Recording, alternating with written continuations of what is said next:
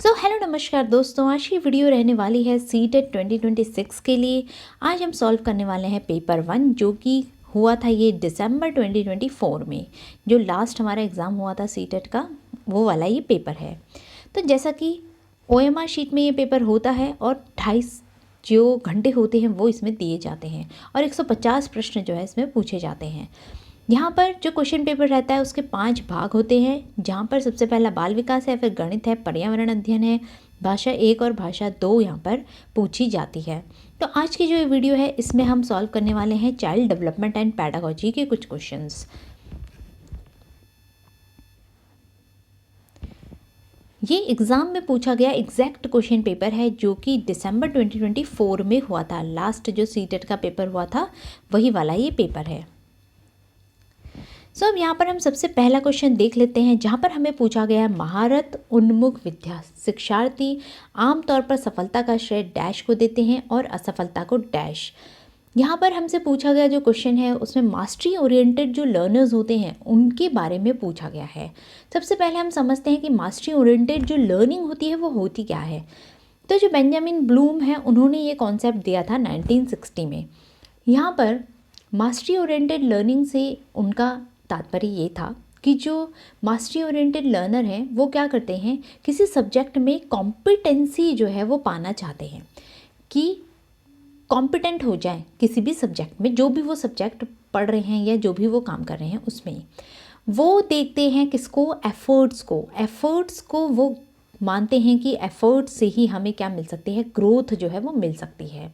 उसके अलावा दूसरा वो ये मानते थे कि जो एबिलिटीज़ हैं, जो एबिलिटी है उनको क्या किया जा सकता है, डेवलप किया जा सकता है, एबिलिटीज़ को डेवलप किया जा सकता है। और दूसरा पॉइंट ये रहता है कि वो क्या करते हैं, चैलेंज जो भी मिलता है उनको या फेलियर जो भी उनके सामने आते हैं वो उनको मानते हैं कि उनसे कुछ ना कुछ हम क्या कर रहे हैं, नया सीख रहे हैं, अपॉर्चुनिटी मानते हैं वो चैलेंजेस को। तो ये मास्टरी ओरिएंटेड लर्नर जो है उनके कैरेक्टरिस्टिक होते हैं। एक्सेप्ट दैट जो मास्टरी ओरिएंटेड लर्नर होते हैं वो कैसे होते हैं, एक तो वो इंट्रिंसिकली मोटिवेटेड रहते हैं और वो जो भी गोल सेट करते हैं वो कैसे होते हैं, चैलेंजिंग गोल्स जो है वो सेट करते हैं। उसके बाद वो दो चीज़ में बिलीव करते हैं, एक तो एफर्ट्स एंड एबिलिटी। किसी भी काम को करने के लिए एफर्ट्स जो है वो इम्पॉर्टेंट होता है और उसके थ्रू ही क्या कर सकते हैं, हम अपनी एबिलिटीज़ को डेवलप जो है वो कर सकते हैं। तो ये इनका मानना था। एक और बात जो ये मानते थे कि सिर्फ लक पे वो बिलीव नहीं करते थे कि लक से हमें सक्सेस जो है वो मिल जाएगी, ऐसा ये बिल्कुल भी बिलीव जो है नहीं करते थे। एक्सेप्ट दैट वो हमेशा तैयार रहते थे हेल्प लेने के लिए। तो हेल्प सीकर्स होते हैं मास्टरी ओरिएंटेड लर्नर। ये कुछ कैरेक्टरिस्टिक्स थे। प्रीवियसली एग्जाम में भी इस टॉपिक से क्वेश्चन पूछे गए हैं और इनके कैरेक्टरिस्टिक्स जो है वो पूछे गए थे। दैट्स वाई हमने यहाँ पर थोड़ा सा डिस्कस कर लिया। अब हम इसके जो ऑप्शंस हैं उनको देखते हैं। सबसे पहला हमारा ऑप्शन है योग्यता और अच्छी किस्मत, कार्य कठिनाई, योग्यता और कोशिश और ख़राब किस्मत। थर्ड पॉइंट है योग्यता और अच्छी किस्मत और निम्न योग्यता। फोर्थ ऑप्शन है योग्यता और कोशिश और अपर्याप्त कोशिश। तो इन 4 ऑप्शंस में से कौन सा ऑप्शन करेक्ट होगा। जैसा कि हमने यहाँ पर पढ़ा कि जो मास्टरी ओरिएंटेड लर्नर होते हैं वो सिर्फ लक के भरोसे नहीं बैठे रहते। तो अगर उनको कोई चीज़ में सक्सेस मिल रहा है तो वो ये नहीं कहेंगे कि हाँ किस्मत अच्छी थी या किस्मत ख़राब थी। तो ये वर्ड्स जो हैं, ये चीज़ें वो यूज़ नहीं करते। तो यहीं से हमारे जो ये ऑप्शन है कट जाएंगे। और यहाँ पर भी हमें दिख रहा है कि अगर हम फेल हो गए तो हम ख़राब किस्मत कहेंगे। क्या मास्टरी ओरिएंटेड लर्नर्स ऐसा बोलते हैं? बिल्कुल भी नहीं। तो ऑप्शन नंबर 2 भी यहाँ पर गलत हो जाएगा। तो यहीं से हमें हमारा जो आंसर है वो मिल जाएगा। एबिलिटी और एफर्ट्स को ये मानते थे कि सक्सेस हमें तभी मिलेगी जब हम एबिलिटी और एफर्ट्स में ध्यान देंगे। उसके अलावा अगर फेलियर हमें मिल रहा है मतलब कि हमारे एफर्ट्स ही क्या थे, इनसफिशिएंट थे, हमने सफिशिएंट एफर्ट्स ही नहीं किए। हम किसी भी एग्ज़ाम में बैठते हैं या हम अपने जीवन में कोई भी काम करते हैं तो अगर हम लक के भरोसे छोड़ देते हैं चीज़ें, लक को ब्लेम दे देते हैं, फेलियर का ब्लेम हम लक पे डाल देते हैं, तो हम क्या करेंगे, कुछ सीखेंगे भी नहीं कि हमारी गलतियाँ कहाँ हुई।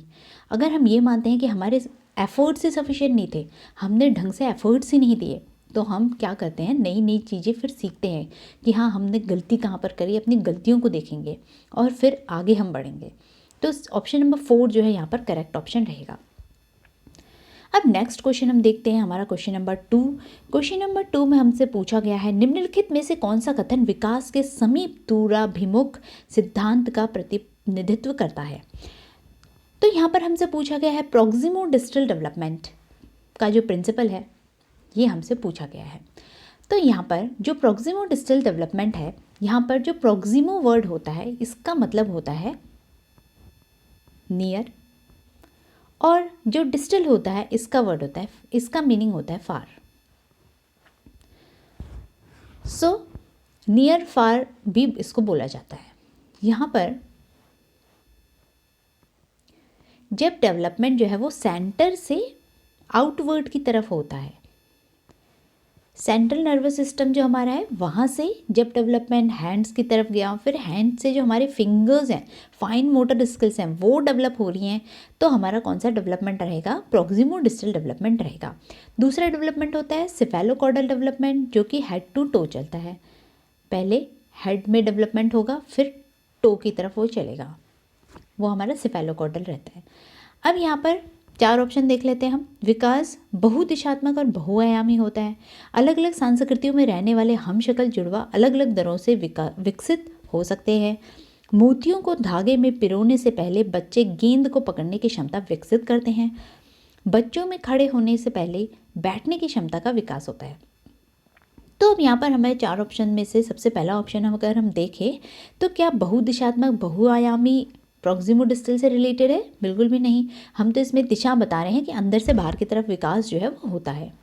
अलग अलग संस्कृतियों में रहने वाले जो हम शक्ल हैं उनकी हम बात कर रहे हैं क्या, कि हम शक्ल हैं वो अलग अलग दरों से विकास उनका होगा।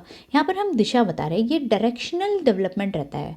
प्रिंसिपल जो है ये कैसा है, डायरेक्शनल है, कि दिशा इसकी कैसी है। तो यहाँ पर हम ये नहीं कह रहे कि अलग अलग माहौल में रह रहे हैं तो अलग तरीके से बढ़ेंगे। फिर थर्ड ऑप्शन हमारा है कि मोतियों को धागे में जब हम पिरो रहे हैं तो हम किसका उपयोग कर रहे हैं, अपनी उंगलियों का उपयोग कर रहे हैं, फाइन मोटर स्किल्स का उपयोग कर रहे हैं। उससे पहले बच्चा क्या करता है, जो गेंद है अपने हाथों से गेंद को पकड़ेगा। तो यहाँ पर हमें दिख रहा है कि जो विकास है पहले कहाँ हुआ, हाथों में हुआ, उसके बाद उसके फाइन मोटर स्किल्स मतलब उंगलियों में विकास हुआ है। तो थर्ड ऑप्शन ही क्या होगा, हमारा करेक्ट होगा, जहाँ पर विकास हमें कहाँ की तरफ दिख रहा है, अंदर से बाहर की तरफ होता हुआ दिख रहा है। और फोर्थ ऑप्शन भी देख लेते हैं हम, बच्चे में खड़े होने से पहले बैठने की क्षमता जो है वो विकसित होती है। तो ये अगर हम देखें तो ये कौन सा विकास होगा, सिफेलोकॉर्डल होगा, जहाँ पर कि क्या है। क्वेश्चन नंबर 3 अब हम देखते हैं, जहाँ पर कि हमें क्वेश्चन पूछा गया है वाइगोत्स्की से। तो जो वाइगोत्स्की की थ्योरी है वो भी बहुत इंपॉर्टेंट है, उससे भी क्वेश्चन हमसे एग्जाम में पूछे जाते हैं। आज के टाइम में वाइगोत्स्की की थ्योरी से ज़्यादा क्वेश्चन जो है वो बन रहे हैं। तो वाइगोत्स्की के अनुसार बच्चे स्वयं से बात करते हैं, उसको क्या कहा जाता है। तो 4 ऑप्शन पढ़ लेते हैं पहले हम। सबसे पहला है विचार और आत्मनियमन में सहायता के लिए, आत्म सुदृढ़ीकरण प्रदान करने के लिए जब वयस्क उन्हें अनदेखा कर रहे हों, क्योंकि वे आत्म केंद्रित होते हैं और क्योंकि उनकी सोच अतार्किक होती है। तो अतार्किक है बच्चों की सोच, ऐसा तो हम बिल्कुल भी नहीं कहते, और आत्म केंद्रित हैं बच्चे, ये वाइगोत्स्की का कॉन्सेप्ट नहीं है।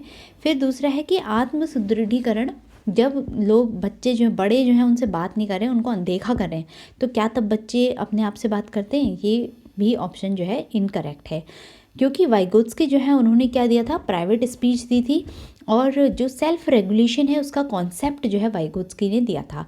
वाइगोत्स्की ने कहा कि बच्चे जो हैं वो क्या करते हैं, प्राइवेट स्पीच करते हैं, अपने आप से बात करते हैं और सेल्फ रेगुलेशन करते हैं, आत्मनियमन जो है वो बच्चे करते हैं। तो यहाँ पर ऑप्शन नंबर 1 हमारा करेक्ट है। नेक्स्ट क्वेश्चन अगर हम देखें तो यहाँ पर फोर्थ क्वेश्चन है, challenges in social communication are evident in. तो सोशल कम्युनिकेशन में कौन दिक्कत आती है, किस प्रकार के बच्चों को सोशल कम्युनिकेशन में दिक्कत आएगी। तो एक तो पहला हमारा ADHD है, attention deficit hyperactivity disorder. Then हमारा सेरेब्रल पाल्सी हो गया, ऑटिज्म स्पेक्ट्रम डिसऑर्डर हो गया, लर्निंग डिसेबिलिटीज़। तो इन 4 ऑप्शन में से जो ऑटिज्म वाले बच्चे होते हैं उनको क्या होता है, सोशल कम्युनिकेशन में बड़ी दिक्कत होती है। तो जैसे हमने वो माय नेम इज़ खान वाली मूवी देखी थी, जहाँ पर कि जो शाहरुख खान होते हैं उनको ऑटिज्म होता है, तो वो कहते हैं, तो वो सभी ने देखा हुआ है कि क्या उसमें उनका बिहेवियर रहता है, तो उसी तरीके का दिक्कत जो है वो ऑटिज़म वाले बच्चों को आती है। तो ऑप्शन नंबर 3 यहाँ पर करेक्ट होगा।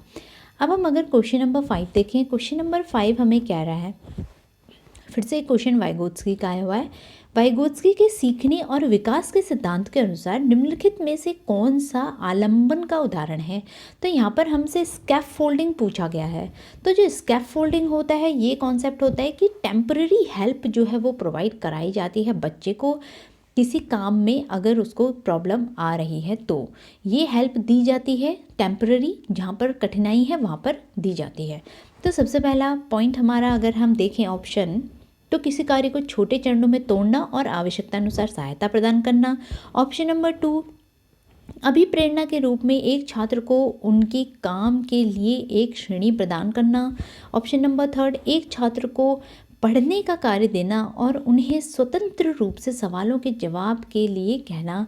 फिर ऑप्शन नंबर 4 है, एक छात्र को एक कौशल का प्रदर्शन करना और फिर उन्हें अपने दम पर इसमें महारत हासिल करना। तो यहाँ पर हम क्या कह रहे हैं, यहाँ पर हमने बोला कि टेम्पररी हेल्प हम प्रोवाइड कराते हैं, तो हम ऐसा नहीं करते कि हमने डेमोन्स्ट्रेट कर दिया कोई चीज़ और फिर हम बच्चों को कह रहे हैं कि आप जो है करो। तो 4th ऑप्शन इसका नहीं रहेगा, क्योंकि इसमें तो ये है कि बच्चा कोई काम कर रहा है और उसे कहीं पर प्रॉब्लम फेस होती है, तो हम क्या करते हैं, उसको हेल्प जो है प्रोवाइड कराते हैं। अब 3rd ऑप्शन हमारा था कि एक छात्र को पढ़ने का कार्य हम दे रहे हैं और फिर हम क्या कर रहे हैं कि स्वतंत्र रूप से सवालों के जवाब के लिए कहना। तो ऐसा भी बिल्कुल भी इसमें नहीं रहता है कि हमने एक काम दे दिया और स्वतंत्र है वो बच्चा कि वो उसके सवालों का क्या करना है, फिर जवाब जो है देना है। फिर उसके बाद सेकंड है कि अभिप्रेरणा के रूप में एक छात्र को उनके काम के लिए एक श्रेणी प्रदान करना। तो इसमें हम ग्रेड भी प्रोवाइड नहीं कराते हैं कि हमने कोई काम दिया था और उनको मोटिवेट करने के लिए क्या कर रहे हैं, हम ग्रेड जो है वो दे रहे हैं, ऐसा इसमें बिल्कुल भी नहीं होता है। तो फर्स्ट ही ऑप्शन यहाँ पर हमारा करेक्ट बनेगा, क्योंकि यहाँ पर क्या बोला गया है कि कोई भी जो काम था उसको हम क्या करें, स्मॉलर स्टेप्स में ब्रेक कर रहे हैं और हम उसे सपोर्ट जो है प्रोवाइड करा रहे हैं। वो भी कब, जब नीडेड है, जब आवश्यकता है, तभी हम बच्चे को क्या प्रदान करते हैं, सपोर्ट देते हैं। तो ये ऑप्शन आपको याद रखना है। क्वेश्चन नंबर 6 हम देखेंगे, डिस्ग्राफिया जो है वो क्या होता है डिस्ग्राफिया के अंदर। तो ये जो लर्निंग डिसेबिलिटीज़ हैं, ये एक इंपॉर्टेंट टॉपिक है, इसमें से क्वेश्चन पूछे जाते हैं, तो इसको आपको ज़रूर ही पढ़ना है। तो सबसे पहला ऑप्शन हमारा है delayed motor skill, difficulties in writing, lack of reading fluency and repetitive behavioural pattern. तो जो डिस्ग्राफिया होता है, ग्राफ से हम इसे याद कर सकते हैं कि ग्राफ हम किस में बनाते हैं, कॉपी और पेन से हम बनाते हैं ग्राफ। हमारे जो हमारा क्वेश्चन, जो भी हमारा पेपर है उसमें हम बनाते हैं, तो हम क्या करेंगे, पेन से ही ग्राफ को बनाएंगे। तो मतलब कि ये जो डिफ़िकल्टी है किससे रिलेटेड है, लिखने से रिलेटेड है। तो ऑप्शन नंबर 2 जो है इसका क्या हो जाएगा, करेक्ट हो जाएगा। अब हम क्वेश्चन नंबर 7 देखेंगे। क्वेश्चन नंबर 7 हमसे बोल रहा है कि अच्छे समस्या समाधानकर्ता बनने में विद्यार्थियों की सहायता करने के लिए एक शिक्षक को निम्नलिखित में से किस प्रक्रिया पर बल देना चाहिए। तो सबसे पहला हमारा ऑप्शन है, ऐसी जानकारी पर ध्यान देना जो पहले से मौजूद विश्वासों और पूर्वाग्रहों की पुष्टि करे। कुछ ऑप्शंस तो ऐसे होते हैं जिनको आप देखते ही क्या कर सकते हो, एलिमिनेट कर सकते हो। क्या कोई टीचर पहले से ही जो बिलीव बने हुए हैं उन पर ज़्यादा फोकस करेगा, बिल्कुल भी नहीं करेगा। तो ऑप्शन नंबर 1 तो वैसे ही करेक्ट इनकरेक्ट हो जाएगा। समस्याओं को एक विशिष्ट निर्धारित तरीके से हल करना, बड़ी, ऑप्शन नंबर 3 है, बड़ी और जटिल समस्याओं को छोटी प्रबंधनीय समस्याओं में विभाजित करना। 4th ऑप्शन है, समस्या से संबंधित जानकारी के केवल एक ही पहलू पर ध्यान केंद्रित करना। अब एक और ऑप्शन होता है जहाँ पर भी हमें ओनली दिखता है और ऑलवेज दिखता है, वो ऑप्शन हमेशा ही क्या होता है, नेवर दिखता है। वो ऑप्शन क्या लगेगा, हमें डाउटफुल रहता है हमेशा ही, वो मोस्टली क्या होते हैं, ऑप्शन गलत ही होते हैं। तो यहाँ पर हम 4th ऑप्शन देख सकते हैं, जहाँ पर क्या बोला गया है कि एक ही पहलू पर ध्यान देना है, ऐसा तो नहीं है। बाकी जो बच्चे का, जैसे हम बोलते हैं कि होलिस्टिक डेवलपमेंट हमें बच्चे का कराना है, तो अगर हम सिर्फ एक ही पहलू को देखेंगे तो होलिस्टिक डेवलपमेंट जो है वो कैसे होगा।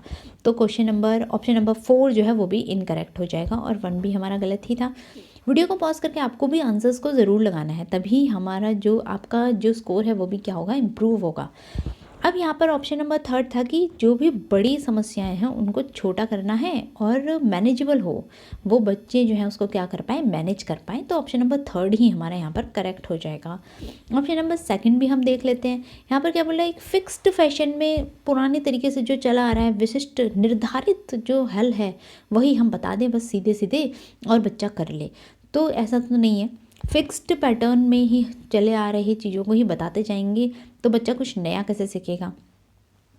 तो ये ऑप्शन नंबर सेकंड भी जो है हमारा इनकरेक्ट हो जाएगा। तो यहाँ से ऑप्शन नंबर थर्ड हमारा करेक्ट है। क्वेश्चन नंबर 8 अब हम देखेंगे। क्वेश्चन नंबर 8 में हमें क्वेश्चन बना है अभिकथन और कारण से। अभिकथन और कारण वाले क्वेश्चन आजकल पूछे जा रहे हैं। थोड़ा सा कन्फ्यूजन इसमें ये होता है, जो ऑप्शंस हैं वो ज़्यादा कंफ्यूज आपको कर देते हैं, क्योंकि यहाँ पर क्या है, कई बार दोनों सही होते हैं बट रीज़न सही है या नहीं है उसमें थोड़ी सी कन्फ्यूजन जो है वो हो जाती है। तो क्या करना है, अभिकथन और कारण दोनों को पढ़ना है। पहले देखना है कि क्या दोनों सही हैं। अगर दोनों सही हैं तो फिर दोनों के बीच में हमें बिकॉज लगा कर देखना है क्या ये इसका रीज़न बन रहा है या नहीं बन रहा है। तो इसी तरीके से हमें इसे सॉल्व करना है। अब सबसे पहले हम अभिकथन देख लेते हैं। तो एक समावेशी कक्षा, समावेशी कक्षा तो सभी को पता है क्या होता है, इंक्लूसिव क्लासरूम, जहाँ पर कि हम कहते हैं कि सभी को साथ में लेकर हमें चलना है। फ्लेक्सिबल क्लासरूम होना चाहिए, कोई भी रिजिड जो करिकुलम है वो अप्लाई हमें नहीं करना होता क्लासरूम के अंदर। तो वो कैसा होता है, इंक्लूसिव क्लासरूम होता है। और सभी तरीके के बच्चे, चाहे वो गिफ्टेड हो, नॉर्मल चाइल्ड हो या जो स्पेशली एबल्ड बच्चे हैं, सभी पर हमें क्या करना है, ध्यान देना है। और इक्वल अपॉर्चुनिटी जो है वो हमें सभी को प्रदान करनी है। हमें बिल्कुल भी क्लास में सेग्रीगेशन जो है वो बिल्कुल भी नहीं करना होता है। तो वही हमारी क्या होती है, समावेशी कक्षा होती है। अब एक जो समावेशी कक्षा होती है में छात्रों की आवश्यकताओं को पूरा करने के लिए शिक्षकों को बहुसंवेदी सामग्री का उपयोग करना चाहिए। तो क्या मल्टी सेंसरी जो मटेरियल है वो यूज़ करना चाहिए। थोड़ा सा अपना दिमाग भी चलाइए और ऑप्शन वीडियो को पॉज करके आंसर को ज़रूर दीजिए। कारण हम देखते हैं इसका, समावेशी कक्षा को पाठ्यचर्या सामग्री के मानकीकरण के साथ साथ मूल्यांकन रणनीतियों के मानकीकरण को अपनाना चाहिए। तो यहाँ पर सेकंड ऑप्शन क्या बोल रहा है कि जो भी स्टैंडर्ड करिकुलम है वो अप्लाई कर देना चाहिए क्लासरूम के अंदर, है ना। और जो असेसमेंट की स्ट्रैटेजीज़ हैं जो चली आ रही हैं, जो स्टैंडर्ड है वो अप्लाई कर देना चाहिए इंक्लूसिव क्लासरूम में। देखिए नॉर्मली वैसे जो क्लासरूम होती है उसमें तो स्टैंडर्डाइज जो करिकुलम होता है वही लगता है, बट यहाँ पर बात किसकी हो गई है, समावेशी कक्षा की। समावेशी कक्षा में क्या होता है, करिकुलम कैसा होता है, फ्लैक्सिबल होता है। बच्चे की नीड के अकॉर्डिंग करिकुलम को सेट किया जाता है। तो इसीलिए हमारा ये ऑप्शन कैसा हो जाएगा, गलत हो जाएगा। जहाँ पर कह रहा है कि स्टैंडर्डाइजेशन ऑफ करिकुलम होना चाहिए, तो ऐसा बिल्कुल भी नहीं होना चाहिए। करिकुलम कैसा होना चाहिए, फ्लैक्सिबल होना चाहिए। डिफ्रेंसिएशन होना चाहिए करिकुलम में, ताकि जो डिफरेंट नीड्स वाले बच्चे हैं उनको देखा जा सके। और हम अगर इसका अभिकथन देखें कि अभिकथन में क्या था, समावेशी कक्षा में हम क्या करें, मल्टी सेंसरी मटेरियल को यूज़ करें। तो बिल्कुल सही है, हमें मल्टी सेंसरी मटेरियल को यूज़ करना है ताकि बच्चों के अधिक से अधिक जो सेंस ऑर्गन्स हैं वो लर्निंग में यूज़ हो सके और उनकी लर्निंग जो है वो क्या हो, परमानेंट होती जाए। तो पहला गलत सही हो गया और दूसरा ऑप्शन हमारा गलत हो गया। तो यहाँ अगर हम देखें तो हमारा राइट ऑप्शन बनेगा ऑप्शन नंबर 1, जहाँ पर कि हमें पहला सही दिया है और दूसरा जो है वो गलत दिया है। तो रीज़न इसका गलत है। अब हम 9th क्वेश्चन देखेंगे। इन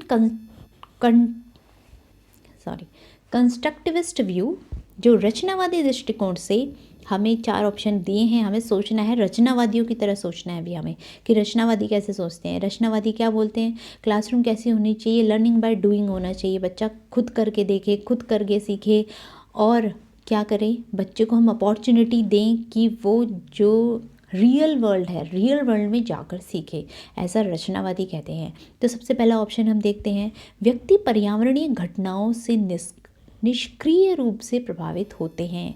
आपको वीडियो को पॉज करके राइट आंसर ज़रूर देना है। व्यक्तियों को एक नए व्यवहार के लिए अनुकूलित किया जाता है। सीखना वर्तमान समझ का विस्तार और परिवर्तन है। ऑप्शन नंबर 4, सीखना बस हमारे दिमाग की कोरी स्लेट पर संघों को लिखना है। तो यहाँ पर जैसा कि हम देख पा रहे हैं, जो हमारा 4th ऑप्शन क्या बोल रहा है हमें कि सीखना सिर्फ क्या होता है, हमारा जो दिमाग खाली था, उसमें हम कुछ लिख रहे हैं बस। क्या सीखना सिर्फ यही होता है रचनावादियों के अकॉर्डिंग? बिल्कुल भी नहीं। ऑप्शन नंबर 4 हमारा बिल्कुल क्या है, गलत है। अब हम देखते हैं हमारा थर्ड ऑप्शन, इसको भी हम साइड में रखेंगे। सेकंड ऑप्शन हम देखेंगे, यहाँ पर किसकी बात हो रही है, कंडीशन और बिहेवियर की बात हो रही है।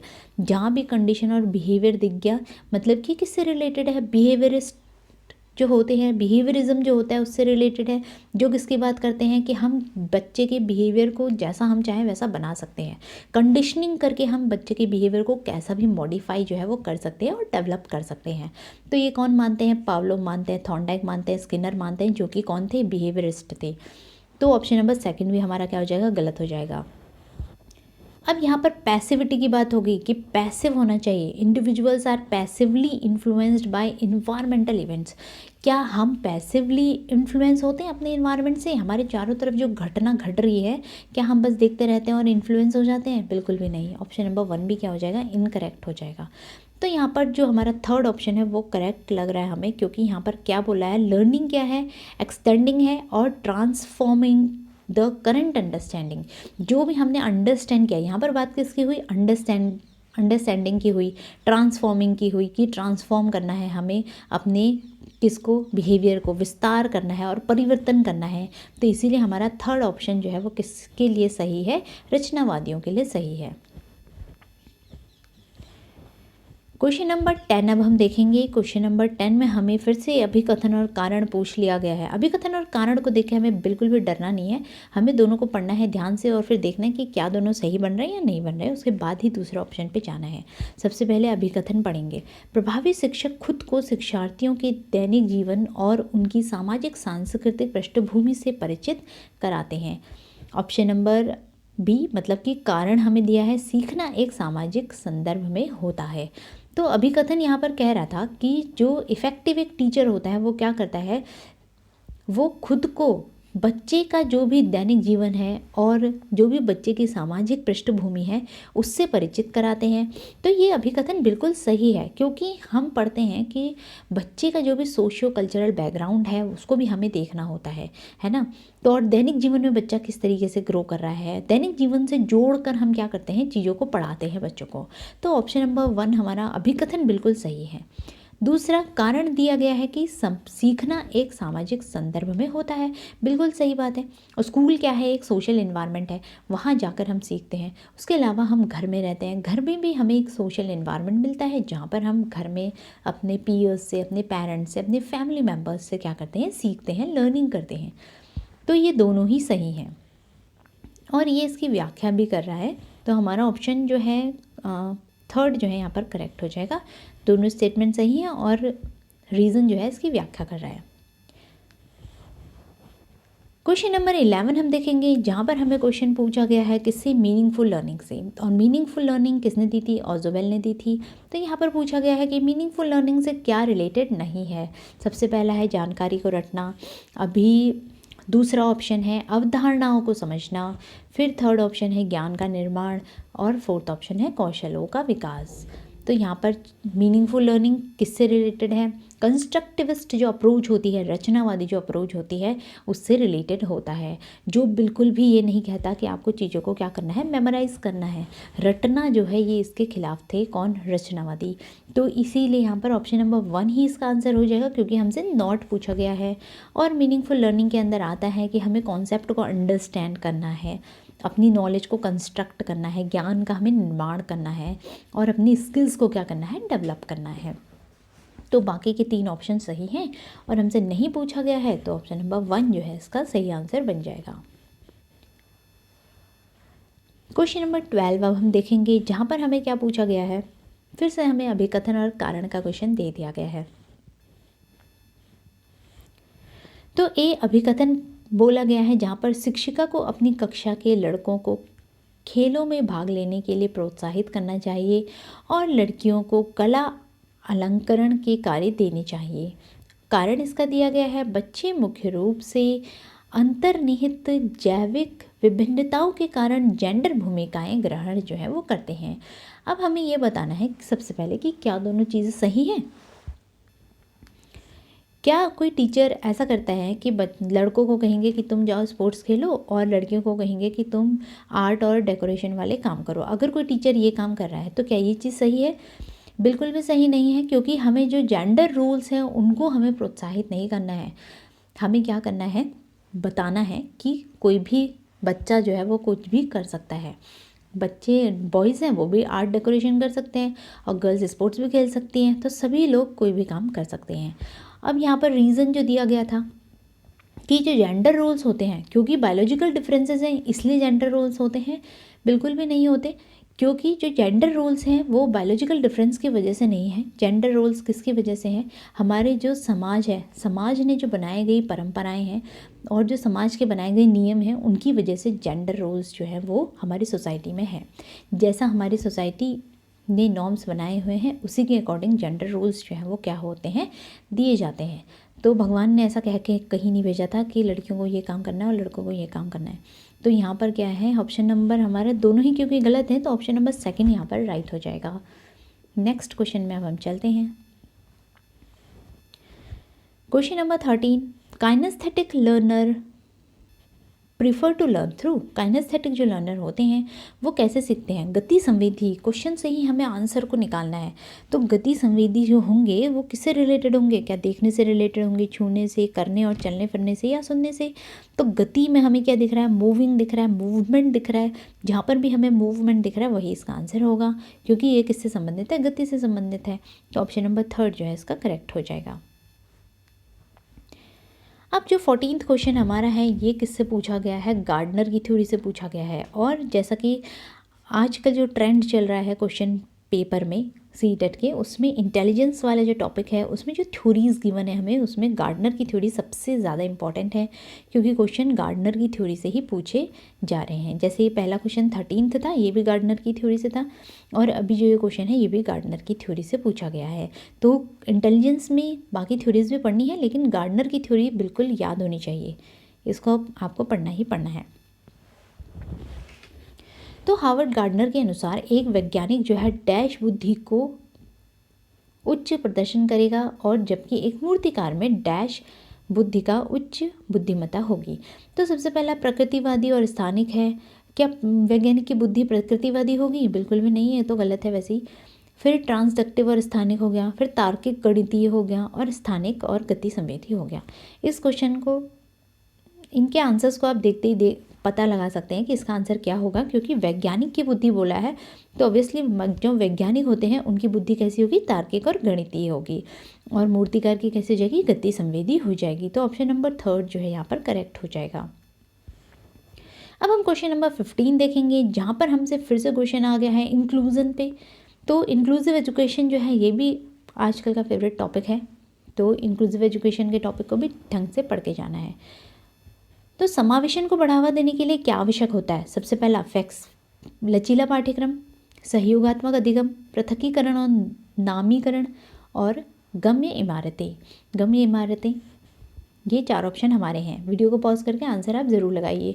तो क्या प्रमोट करेगा? सबसे पहला तो फ्लेक्सिबल करिकुलम है, तो ये बिल्कुल सही होगा, फ्लेक्सिबल करिकुलम रहेगा ही रहेगा। जहाँ पर भी हमें सेग्रीगेशन दिख गया तो ये बिल्कुल भी इनकरेक्ट आंसर है हमारा, ऑप्शन नंबर थर्ड। सेग्रीगेशन नहीं करना है हमें, समावेशन में क्या करना है? सभी को साथ में लेकर चलना है, किसी को भी सेग्रीगेट नहीं करना है। तो थर्ड यहाँ भी है, यहाँ भी है, यहाँ भी थर्ड है। तो यहीं से हम देख सकते हैं कि ऑप्शन नंबर 4 जो है हमारा क्या हो जाएगा? करेक्ट आंसर हो जाएगा। एग्ज़ाम में टाइम हमें कम लगता है तो हमें इसी तरीके से क्वेश्चंस में क्या करना है? वीक पॉइंट देखना है, एलिमिनेट करना है और आंसर को टिक करना है और आगे चलना है। बट जल्दबाजी में नहीं करना है, थोड़ा ध्यान से भी करना है हमें। क्वेश्चन नंबर 16 अब हम देखेंगे, बच्चे जब डैश अनुभव करते हैं तो बेहतर रूप से सीखते हैं। तो बच्चे जब क्या अनुभव करेंगे? Low level of alertness during the activity, गतिविधि के समय निम्न स्तर की सतर्कता, नहीं ये गलत होगा। सीखने के लिए मध्यम स्तर का उत्साह। फिर थर्ड ऑप्शन हमारा है प्रदर्शन के लिए उच्च स्तर पर चिंता, एंजाइटी होनी चाहिए उच्च स्तर पर, हाई डिग्री। और फोर्थ ऑप्शन है अधिगम विवशता, लर्नड हेल्पलेसनेस। तो विवश तो हमें नहीं होना चाहिए लर्निंग के लिए। फोर्थ ऑप्शन गलत हो जाएगा। और एंजाइटी भी नहीं होनी चाहिए दिमाग में, एंजाइटी होगी तो हम सीखेंगे कैसे। तो मध्यम स्तर का जो उत्साह है वो होना चाहिए। हमें कैसा होना चाहिए, एकदम बहुत ज़्यादा ओवर एक्साइटेड भी नहीं होना चाहिए और बहुत ज़्यादा लो भी नहीं होना चाहिए, है ना। तो इसलिए मध्यम स्तर का उत्साह जो है होना चाहिए। तो सेकंड जो ऑप्शन है वो करेक्ट हो जाएगा। अब 17th देखेंगे क्वेश्चन नंबर, जहाँ पर कि हमें असर्शन और रीज़न का क्वेश्चन पूछा गया है। तो सबसे पहले अभिकथन हम देख लेते हैं। अभिकथन में हमें क्या बोला गया है। अभिकथन में बोला गया है कि 5 से 6 वर्ष से कम उम्र के जो बच्चे होते हैं ठीक से और रेखाओं के भीतर लिखने के लिए दबाव उन पर नहीं डालना चाहिए। तो बिल्कुल सही है, ये तो हम देखते ही बता सकते हैं कि बिल्कुल सही है। कारण क्या बोला गया है कि बच्चे 5 से 6 साल के बाद गति कौशल का बेहतर नियंत्रण कर पाते हैं। ये बिल्कुल सही है कि फाइन मोटर जो स्किल्स होती हैं बच्चों की, जो उंगलियों से लिखने वाली जो स्किल है उनको हम फाइन मोटर स्किल बोलते हैं। तो वो जो होती हैं बच्चों की कब डेवलप होती हैं, 5 से 6 साल के बाद ही जो है वो डेवलप होती हैं। तो बिल्कुल सही दिया गया है। असर्शन और रीज़न दोनों क्या है, सही है और ये इसकी बिल्कुल सही व्याख्या कर रहा है। तो ऑप्शन नंबर 3 यहाँ पर करेक्ट हो जाएगा। अब 18th क्वेश्चन हम देखते हैं। बच्चे अक्सर अपने आसपास की घटनाओं को की अपनी व्याख्या कर लेते हैं। बारिश क्यों होती है यह पूछने पर सिया कहती है कि भगवान अपने कंधों पर पानी की बाल्टियां ढो ढोकर थक चुके थे। तो ऐसी व्याख्याएं उनको कैसा समझना चाहिए टीचर को। सबसे पहले चित्रित करती हैं कि बच्चों का एक आत्म केंद्रित दृष्टिकोण है और वे दूसरों के दृष्टिकोण पर विचार नहीं कर सकते। सेकंड ऑप्शन है स्पष्ट करती है कि बच्चे तर्क करने में सक्षम नहीं हैं। थर्ड ऑप्शन हमारा है साबित करती है कि बच्चों की सोच वयस्कों की तुलना में मात्रात्मक रूप से बहुत कम होती है। फोर्थ ऑप्शन है संकेत देती है कि बच्चों में अपने सांस्कृतिक परिवेश के अनुकूल सहज समझ होती है जिससे वे घटनाओं को समझने की कोशिश करते हैं। तो वीडियो को पॉज करके आंसर आप ज़रूर दीजिए। तो सबसे पहला ऑप्शन था कि दूसरे के दृष्टिकोण पर विचार नहीं करते, ऐसा बिल्कुल भी नहीं होता। बच्चे बहुत ध्यान से सुनते हैं और उसी के अकॉर्डिंग अपने विचार भी वो बनाते जाते हैं। सेकंड ऑप्शन है कि बच्चों में तर्क समझ नहीं सकते बच्चे। क्या बच्चे तर्क नहीं समझ सकते? बिल्कुल गलत है। बच्चों के लिए नेगेटिव तो हमें सोचना ही नहीं है बिल्कुल भी। फिर साबित करते हैं कि बच्चों की सोच वयस्कों की तुलना में मात्रा बहुत कम होती है। ये भी गलत है क्योंकि बच्चों की सोच बहुत कम है ऐसा हम बिल्कुल भी नहीं मानेंगे। रचनावादी जो है वो भी क्या कहते हैं कि बच्चा जो है वो अपने ज्ञान का निर्माण खुद कर सकता है, बस हमें क्या करना है, उसको फैसिलिटेट करना है ना। तो फोर्थ ऑप्शन क्या है कि अपना जो उनका सांस्कृतिक परिवेश है उसके प्रति वो क्या रहते हैं, अनुकूल सहज समझ रखते हैं वो बच्चे और घटनाओं को समझने की क्या करते हैं, पूरी कोशिश करते हैं। तो ऑप्शन नंबर 4 यहाँ पर क्या हो जाएगा, करेक्ट हो जाएगा। 9th क्वेश्चन देखेंगे अब हम, जो कि प्याजे से पूछा गया है। प्याजे का जो संज्ञानात्मक विकास है उसका किस प्रकार से वर्णित उसको कर सकते हैं हम। सबसे पहला ऑप्शन हमारा है, यह क्या है, एक सतत निरंतरता के रूप में। फिर सेकंड ऑप्शन है 4 अतिव्यापी संस्कृति विशिष्ट चरण के रूप में।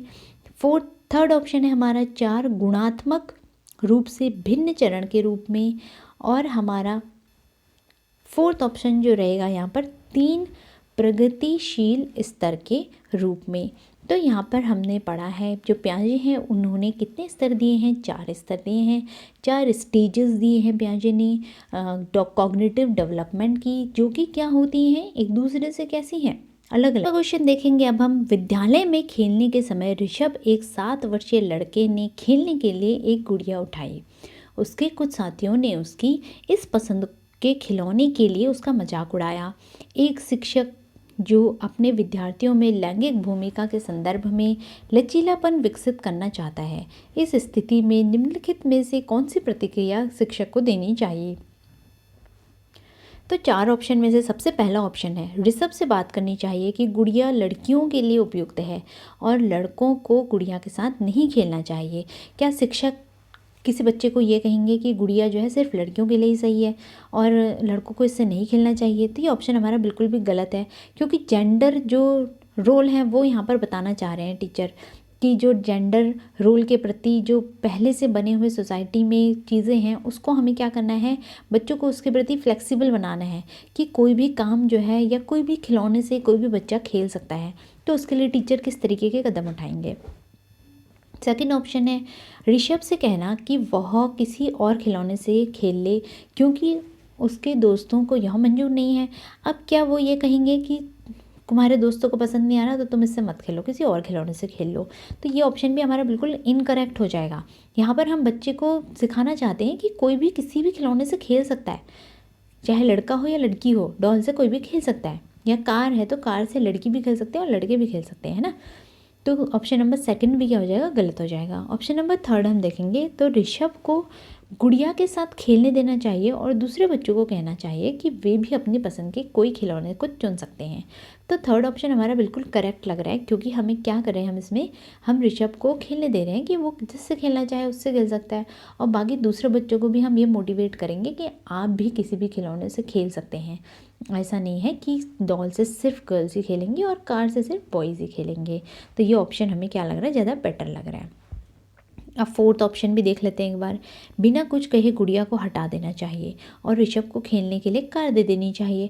फिर यहाँ पर तो हम सपोर्ट कर रहे हैं जेंडर रोल को कि हाँ ठीक है, तुम्हें गुड़िया से नहीं खेलना क्योंकि तुम्हारे दोस्त मजाक उड़ा रहे हैं, तो गुड़िया को ही हटा दो वहाँ से और उसको कार दे दो खेलने के लिए। तो इसमें तो हम बढ़ा रहे हैं जेंडर रोल को, क्या कर रहे हैं हम, बढ़ा रहे हैं और ज़्यादा परमानेंट कर रहे हैं हम बच्चों के दिमाग में उसको। तो ऑप्शन नंबर 4 जो है यहाँ पर क्या हो जाएगा, इनकरेक्ट हो जाएगा। सो ये हमारे कुछ 20 क्वेश्चन सॉल्व हो गए हैं इस क्वेश्चन पेपर के। बाकी के 10 क्वेश्चन हम नेक्स्ट वीडियो में सॉल्व करेंगे। सो अगर आपको वीडियो पसंद आया हो तो लाइक ज़रूर कीजिए और अपने फ्रेंड्स के साथ शेयर ज़रूर कीजिएगा। और चैनल सब्सक्राइब नहीं किया तो सब्सक्राइब भी कर लीजिए। और जो PDF है इसका वो आपको टेलीग्राम चैनल में मिल जाएगा, वहाँ से आप ज्वाइन कर सकते हैं और PDF को डाउनलोड भी कर सकते हैं। और टेलीग्राम चैनल का लिंक जो है वो वीडियो के डिस्क्रिप्शन में मिलेगा। Thank you for watching.